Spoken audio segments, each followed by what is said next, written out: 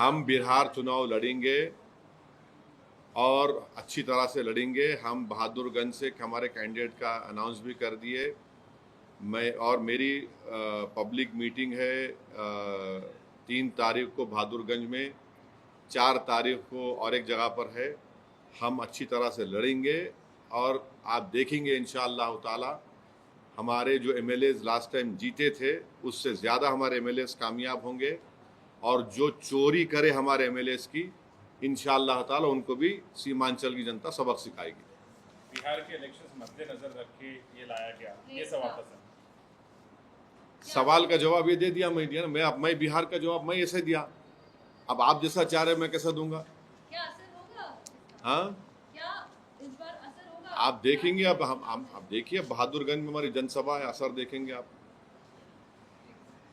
Okay sir, Pakistan का जो कई सारे पोस्ट पे जो विड्रॉ करे सोल्जर्स, मतलब पाकिस्तान का जो डर है वो क्लियरली दिख रहा है। इस पे आपका क्या कहना है सर? सरकार से पाकिस्तान जो पोस्ट है पाकिस्तान के बॉर्डर के अंदर एलओसी में जो लगे हुए पोस्ट है, वहाँ पे at those post they are withdrawing soldiers and several soldiers left the positions and we are seeing also reports that Pakistani families are going to London. How would you like to respond, sir, and what would you like to say to the center that what center should do? देखिए, मैंने आप लोग जब press conference में ये बात कहा था कि काश 2019 में नरेंद्र मोदी वो जो लॉन्चिंग पैड्स की ज़मीन को हासिल कर लेते, जहाँ से लॉन्च पैड्स होते हैं वो टेररिस्ट के, वो आप उसको ले लेते। अब आप जब ये आपकी न्यूज़ अगर सही है तो बहुत अच्छा है, हमको जाके वहाँ पे ले लेना चाहिए। मेरे को नहीं मालूम आपके ऊपर आप बोल रहे खाली करके चले गए, तो खाली करके चले गए तो फिर हम जाके बैठना वहाँ पे और छोड़ना नहीं। अब के बार अगर कुछ एक्शन ले रहे तो घर में घुस के बैठ जाना। घर में घुस के मारते बोले ना, अब घर में घुस के बैठ जाना, खत्म।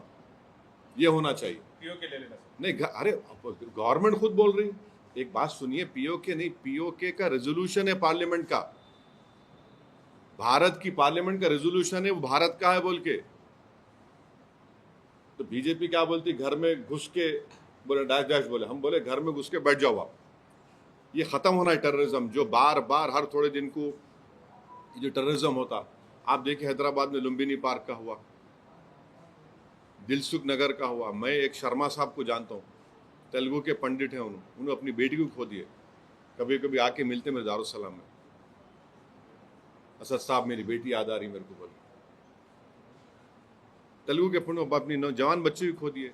आप 26/11 का हुआ, निज़ामाबाद की एक दुल्हन वो वीटी स्टेशन पे मारी गई जिसके हाथों में मेहंदी थी। पुलवामा हुआ, आपके उरी हुआ, आपके पठानकोट हुआ, रेसी हुआ लास्ट ईयर, वैष्णो देवी के पास 7 टूरिस्ट को मारे। तो आपके पास तो पूरे सब अपोजिशन पार्टीज गवर्नमेंट को बोल रहे कि इसका आप खत्म करो, ये टेररिज्म को आप खत्म करो। आप पावर में हैं, आपको खत्म करना है इन चीजों को। इकोनॉमिक कंडीशन है मुसलमानों का, उसको मतलब अभी नेशनल कैस्ट सेंसस करेंगे, they have announced it. So when this is conducted across nationally and when also they get to know the exact figures of the Muslims as well who are actually in the backward classes or जिनका situation socio economic situation ठीक नहीं है और socio education situation ठीक नहीं है, तो उनको भी रिजर्वेशन देना चाहिए जैसा यहाँ पे मिल रहा है, जैसा आंध्र में मिल रहा है। देखिए, एक बात, पहले कास्ट सेंसस होना है, समझे ना। जब आप कास्ट सेंसस करेंगे तो हाल हकीकत मालूम होंगी, और कास्ट सेंसस होगा तो पसमानदा मुसलमान का भी होना और जो गैर पसमानदा उनका भी होना, फॉरवर्ड कास्ट का भी होना, मालूम होना कि अगर फॉरवर्ड कास्ट के है तो वो लोग कितने डेवलप्ड और फॉरवर्ड है या कितने बैकवर्ड है। पसमानदा मुसलमान है तो कितने डिप्रावेशन उनमें है और है उनमें, और जो नॉन पसमानदा मुसलमान है उनमें कितना डिप्रावेशन है। मेरे को समझ में नहीं आ रहा है कि अपर कास्ट के लोगों को पेट में दर्द क्यों हो रहा है। इसमें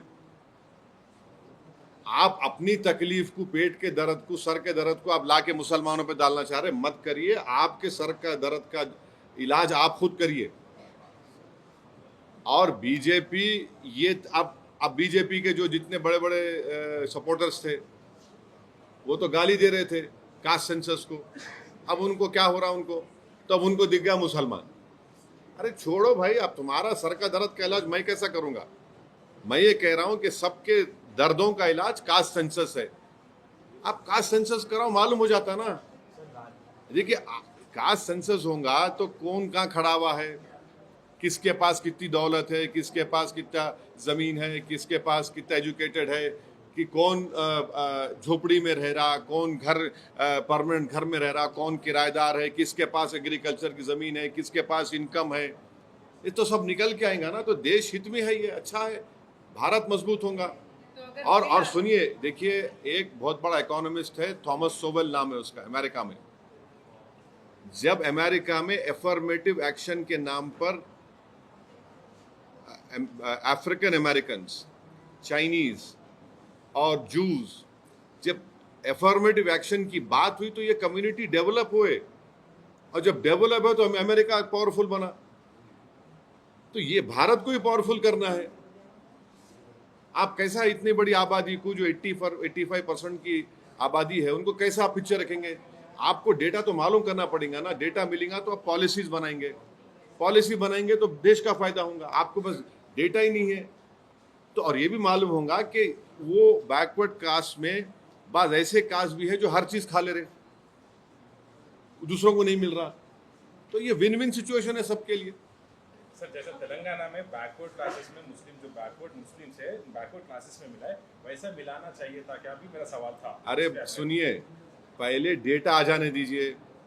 जब डेटा आएगा तो आप इतना मुतमईन रहिए, जब डेटा आ जाएगा तो पूरे देश को मालूम हो जाएगा कि किस तरीके से 85% पॉपुलेशन को, उनको इनजस्टिस उनसे हुई, कैसे उनको हिंदू मुस्लिम के झगड़ों में मिलाकर उनको पीछे रख दिया गया, कैसे उनका एक्सप्लॉयटेशन हुआ।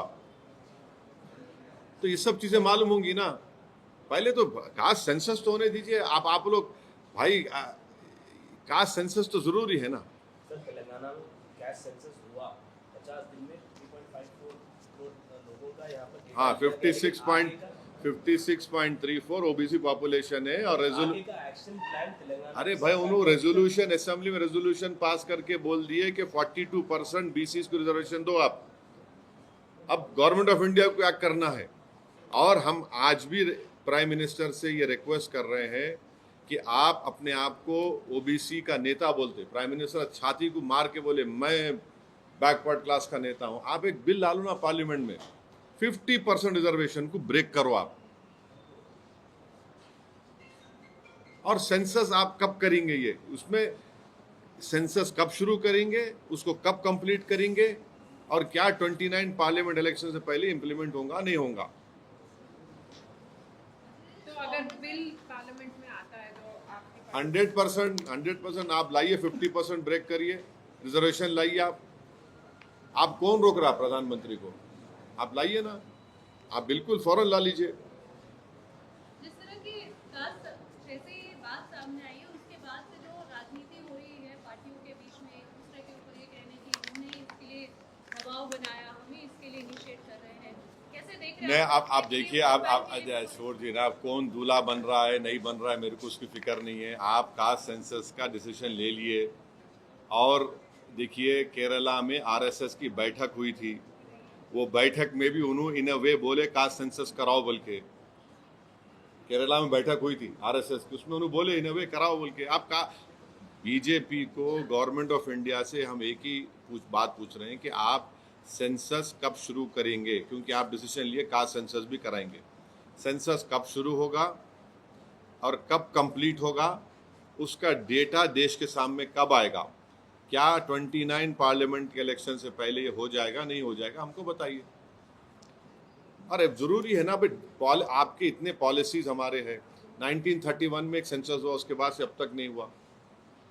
मंडल की खाली रिपोर्ट पे हो रहा है। आपके पास मालूम तो होना ना कौन कहाँ खड़ा हुआ है, कौन कितना पसमानदा है, कौन कितना पिछड़ा है, किसमें कम पढ़े लिखे लोग हैं, किसमें किसके पास ज़मीन नहीं है, किसके पास इनकम कितनी है, कौन किराए के घर में रहता, किसके पास ज़मीन नहीं एग्रीकल्चर की, ये सब मालूम होगा ना। इसमें वो क्या बात है? मगर हम यही बोल रहे कि टाइम लाइन दीजिए प्लीज़ आप।